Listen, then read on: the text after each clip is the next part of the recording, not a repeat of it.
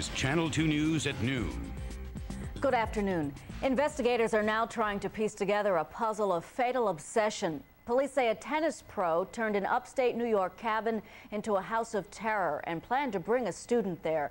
Channel 2's David Diaz has more on this bizarre story, live from an Upper East Side tennis club where the man used to teach. David? Yes, indeed, Dana, and underneath that bubble behind me are the Tower tennis courts, and that's one of the places where Gary Walensky taught people how to play tennis. And it's also one of the places in this city where 17-year-old Jennifer Rhodes developed her tennis game, and it was a good enough game for her to be ranked 13th by the Eastern Tennis Association.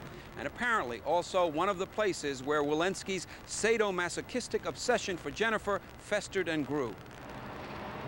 The 17-year-old and her injured mother were expected to return to their Central Park West apartment today. But meanwhile, across town on the Upper East Side, few people were talking about Gary Walensky, the man who taught many of them and their children how to play tennis. The man who killed himself after what police say was a diabolical and twisted scheme that fell apart. They say the plan would have eventually led to this Adirondacks cabin, loaded with chains, handcuffs, restraining devices, and elaborate security devices, which is where tennis pro Walensky allegedly would have imprisoned his 17-year-old client. He had made very elaborate plans up there to be very secluded for up to a year. He had provisions there for living conditions. He had provisions to where even if he had left the home and had to go away, she could have food and things like that within her quarters, but still be totally monitored and still be totally secured. But Walensky never got to carry it out. After his attempt to abduct the teenager went awry and he severely beat the mother, he fled and a short time later ended it all. Among the many places Walensky taught tennis was at this club off of York Avenue. Manager Jeff Kahn, seen here crossing the street, would not talk about the matter. And at the exclusive Brearley School near East End Avenue, where Walensky was the tennis coach, the students were said to be extremely upset. Now, according to published reports, Jennifer's mother had become aware of this man's obsession, and she had sought to have something done about it. She even talked evidently to his psychiatrist, who said, well, he was obsessed, but his problems had to do only with himself, and that he posed no danger to anyone else. Well, of course, that prescription or that prognosis proved to be possibly fatally dangerous. Certainly it wound up in the suicide of Gary, and in the meantime, the horror that has been experienced by 17-year-old Jennifer and her mother, who has required 70 stitches to close the head wound he gave her with a rubber cattle prod as he attempted to abduct her daughter. That's what we have for now. This is David Diaz live on the East Side. We go back now to Dana Tower. Thank you, David. A fugitive cop killer from Baltimore is back behind bars after being arrested in Manhattan during an interview with Channel 2 News. J.J. Gonzalez has this exclusive report. How did you kill this police officer? Well, it took place because of a fight. Escape cop killer Sam Benny was telling me about his 1964 killing of a Baltimore police officer when New York City cops moved in on us, guns drawn. It was a scary moment. Get up against the wall. He tried to turn himself in earlier. Okay, good. And you guys bounced him. Good. Sam Benny was sentenced to 25 years to life imprisonment after his conviction for murdering a Baltimore police sergeant and wounding a lieutenant during a liquor store holdup. A model prisoner, he was granted work release, and it was during a family visit last Sunday that he walked away and the manhunt began. It ended here today when Benny called his sister in Baltimore. He called his sister from a public phone here in Manhattan, at which point the sister had a three-way call conversation with Venny, the sister, and the Maryland State Police Department. But Venny's sister had called CBS affiliate WBAL in Baltimore, insisting that Venny had called her after unsuccessfully trying to surrender at the Manhattan South Precinct. He was told to go away. This reporter and a cameraman was sent to the scene to find Venny and bring him to the precinct. We spoke with police at the scene. They had no luck, but we found him and walked him along 7th Avenue, hoping the cops would notice our camera. Nothing happened. Venny was acting paranoid, said he was hungry, so I bought him lunch to calm him down and then took him to 35th Street, down the street from the precinct, where I spoke with him. But you had done such good time all of this time. Now you really hurt yourself. You know that. Yes, I realized I hurt myself some, but I didn't want to die in prison. Although Sam Benny was on his way here to surrender, police took him in the street. They reasoned that they did not know whether he was armed or not and didn't want him walking to the precinct with a gun in his hand. Benny was taken from the precinct. At this time, he was fully upset and paranoid, yelling at reporters, insisting he had been robbed by police. They stole $300 from me. They are phony. They did not arrest me. Sam Benny is expected to waive extradition and be taken back to Maryland, where he's expected to face more charges. J.J. Gonzalez, Channel 2 News. A Brooklyn man with a long record of traffic violations could face additional charges in the hit and run of a little boy. 8-year-old Jonathan Medina died Saturday at Kings County Hospital. 23-year-old Mordecai Levy allegedly struck the boy April 17th. Levy is already charged with leaving the scene of the accident, second-degree assault, and driving with a suspended license. Levy's driver's license had been suspended about 40 times. Police in North Brunswick, New Jersey are beginning their investigation this noon into the death of a boy in a sinkhole at an apartment complex. Meanwhile, neighbors are placing flowers near where the earth swallowed up 7-year-old Kwame Sharif on Saturday. The boy was playing with his twin brother when the earth just collapsed under him and buried him alive. It took 7 hours to dig Kwame out. He was pronounced dead at a local hospital. We have birthday parties there. You know, I mean, how could the ground just cave in and take somebody like that? I just don't understand that, you know? I've heard various accounts that it's built on a landfill or a swamp area or something like that, but this point has only been raised of late. And if that's the case, something dramatically needs to be done about it. Tenants worry that other places in the apartment complex may also cave in. New Yorkers are getting soaked by out-of-order fire hydrants. There are some 3,500 outdated hydrants, mostly in Lower Manhattan and downtown Brooklyn. But even though they're not used, you'll still get a ticket if you park near them. Brooklyn City Councilman Kenneth Fisher wants the dry hydrants replaced with parking meters. The city says it is working on a resolution to either mark the hydrants as out of use or draw up a schedule to have them removed. New York's summer jobs program is under investigation this noon. The city's Department of Employment is looking into whether some kids got their jobs unfairly through connections of the city council. The council approved a 400-job program last month, but gave itself the right to fill half of the openings.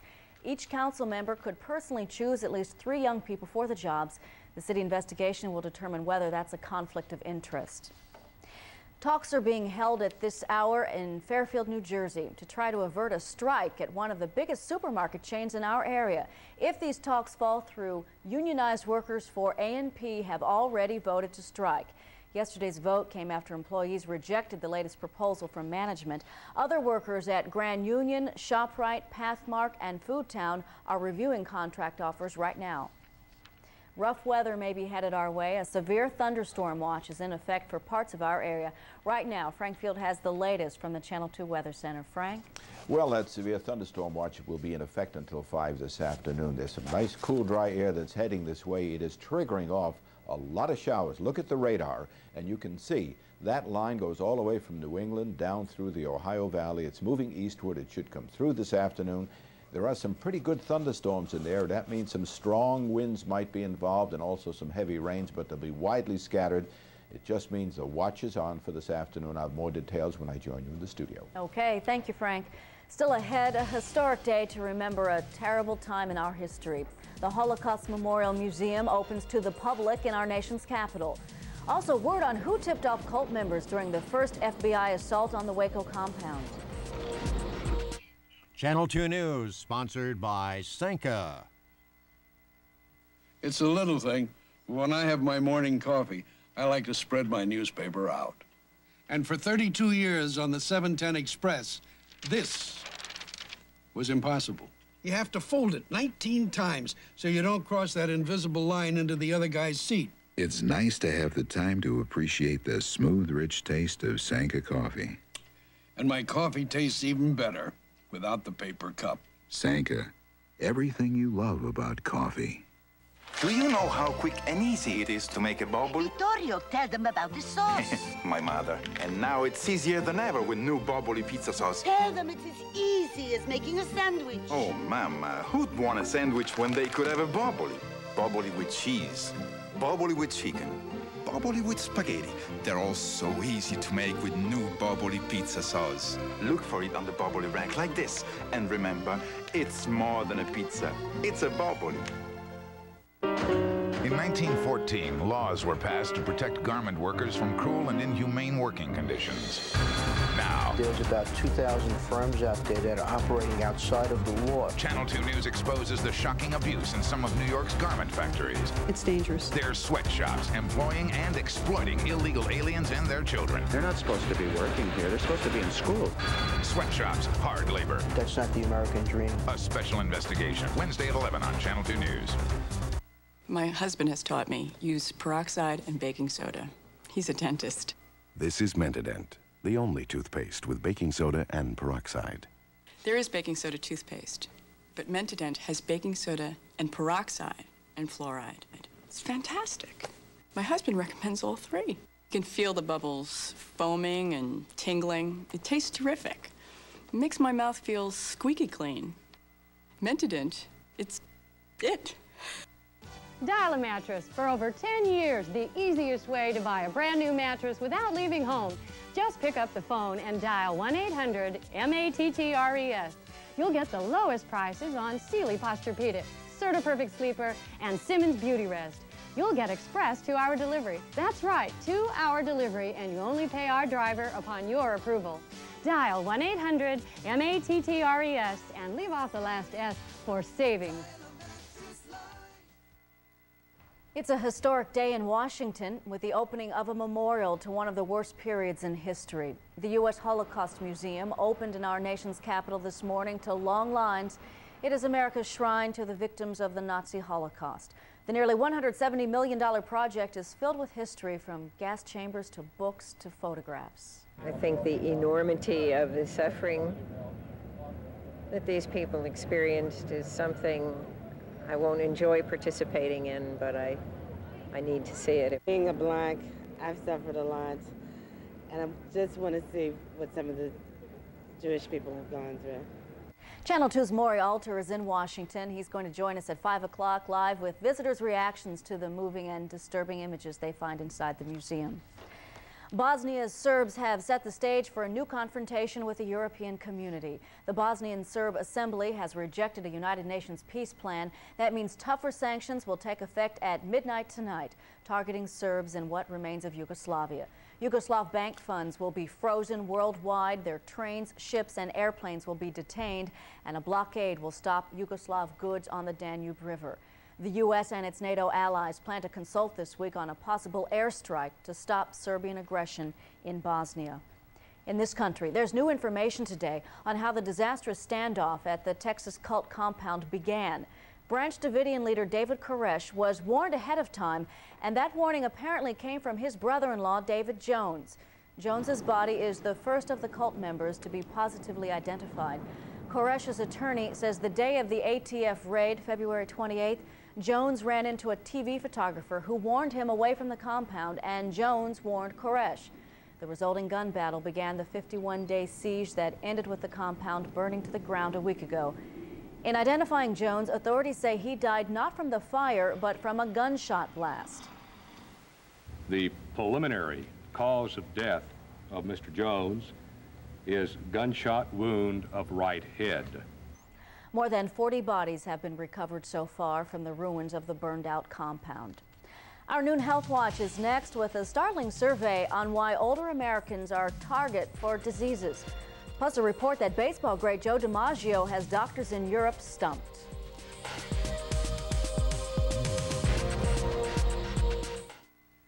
I was shopping at Pathmark when I saw this new grease-releasing Tide. I figured it was worth a try. I had this really tough hamburger stain on my new blouse.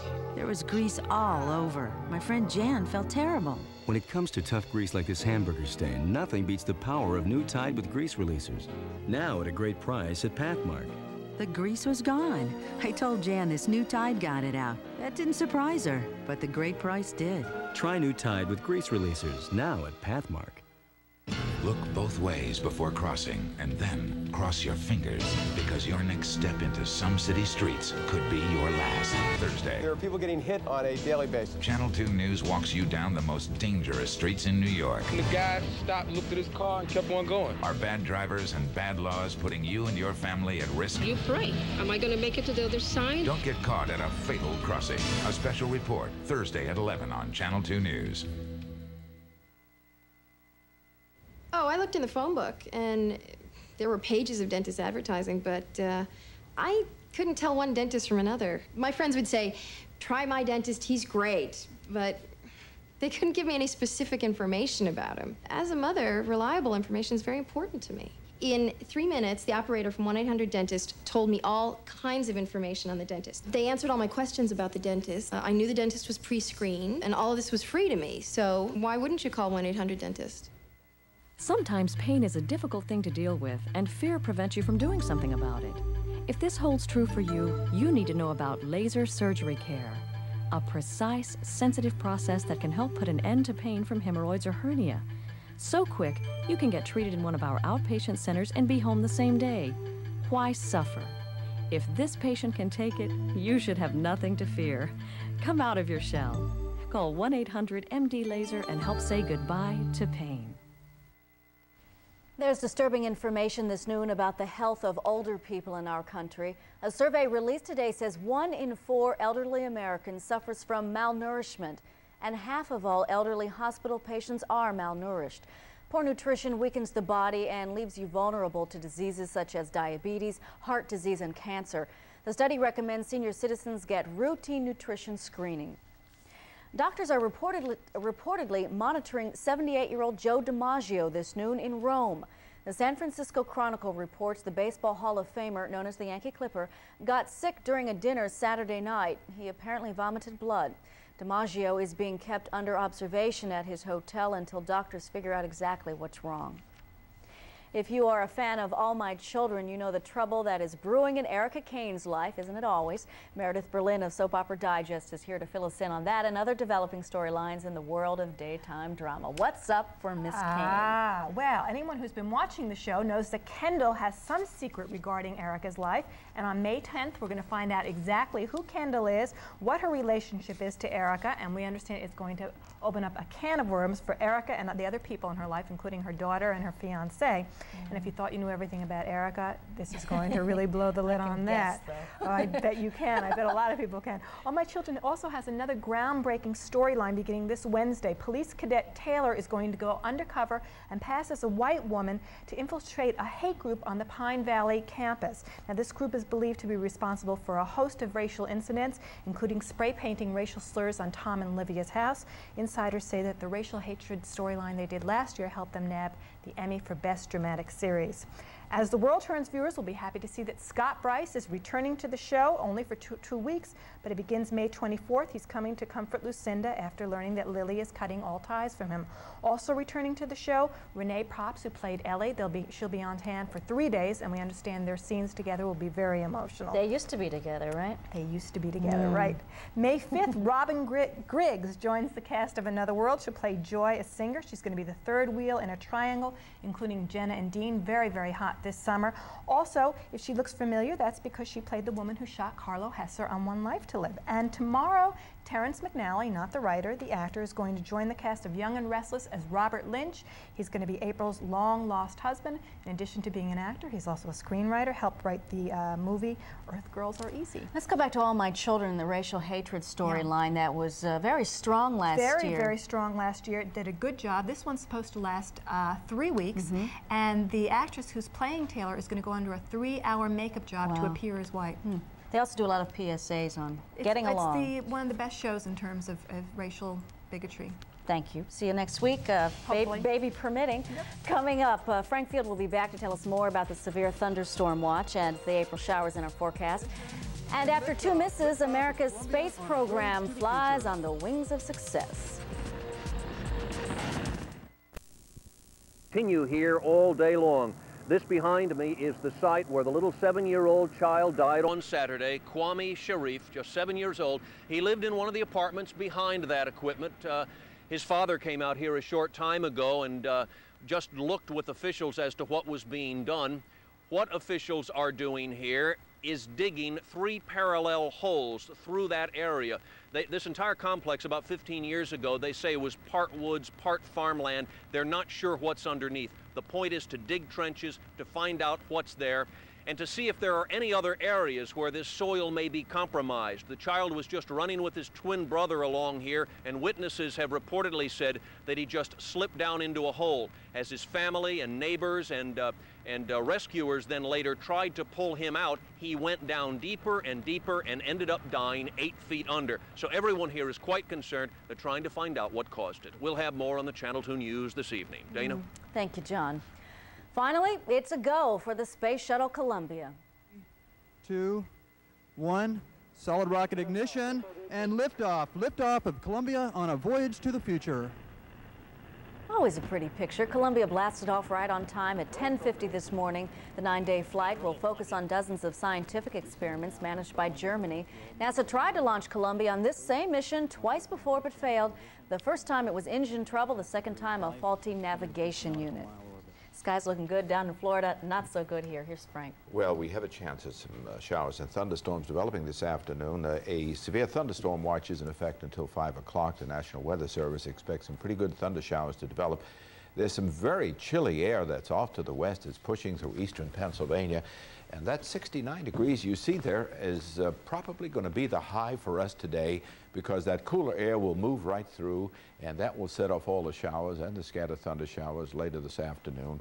That will be moving across western New Jersey and finally ending up moving right across the island later this afternoon. And once that moves out to sea, we'll go into a nice clearing trend, because there's quite a difference in temperature here between New York and parts of eastern New York and Pennsylvania, about 25 to 30 degrees in some spots, because the leading edge, that line, and you can see the line, behind here is cool, dry air, temperatures generally in the 40s and 50s and in the 60s and 70s ahead of it. So that line, as the showers and thunder showers stream northeastward, is advancing eastward slowly and should be coming through later this afternoon. So if you're heading out this afternoon, you'll need the umbrella. There'll be showers around, and some will be fairly strong. Temperatures will be cooling off today. The high is right now 69 degrees, and by tonight the showers will be gone and a gradual clearing will set in. Temperatures then will cool off right into the 40s. Look at the difference. Tomorrow the high, we should make it to about 58. That's below normal, and then gradually with more sunshine during the midweek period and drier weather, we'll pop right back up again to get into the 60s. So some showers this afternoon. Okay, smile big. Storm's wife had a baby. He's a grandpa again. Do tell. Yes, a little girl, and one more girl, and I've got a basketball team. I've got 4 granddaughters. Really? When was she born? She was born at 4:08 Saturday morning. Oh, and wonderful. weighed 8 pounds. Oh, great. And everybody's doing well. Absolutely. Congratulations, Frank Thank you. and Storm and his wife. Before we leave, let's take a look at what's coming up on Geraldo today. Today's topic, an adoptive parent's worst nightmare. The biological parent decides he wants the child back. Do you fear that Eddie will give Kasem back to the biological mother?